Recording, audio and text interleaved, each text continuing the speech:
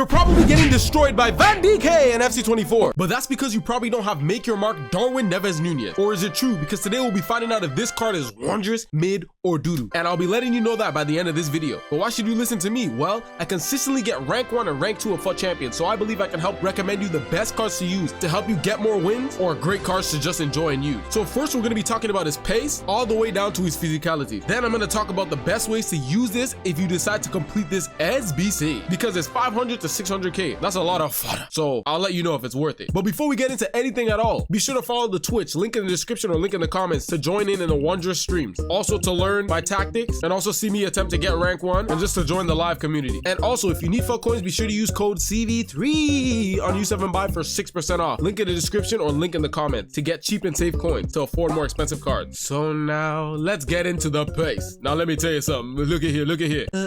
Absolutely heavenly. Great pace. This guy can run in behind like no other. I couldn't believe it. Well, I could believe it. It's Darwin Nunez. Got the pace, tremendous pace. Getting in behind, getting past all the defense, even Bisek, even whatever right back was there, left back was there, centre back was there, he was getting in behind and getting through. There were times when I was getting in behind and some of the centre backs held back, probably pulling his jersey, and he would slow down a little bit, but for the most part, this guy would get in behind lovely and give you goal scoring opportunity. Now his dribbling. This guy is a biggity, and you know what I feel about biggities. But to my surprise, this guy was definitely, it was pretty good dribbling. He could twist and turn, and that's what I like to see from a biggity, especially. He was moving probably better than Romelu Lukaku when it came to the dribbling. He was turning, it was responsive. I didn't have too many issues with that. I ain't gonna lie. So that's the thing for Darwin Nunez with the dribbling. Now his shooting and clinicality ability. Look at here. Now, do I put him at the Romelu Lukaku's? Messi, R9 Naldo, Haaland, Cristiano Ronaldinho finishing ability and clinicality? Not really. Because there are a lot of times I tried the finesse like Messi outside the box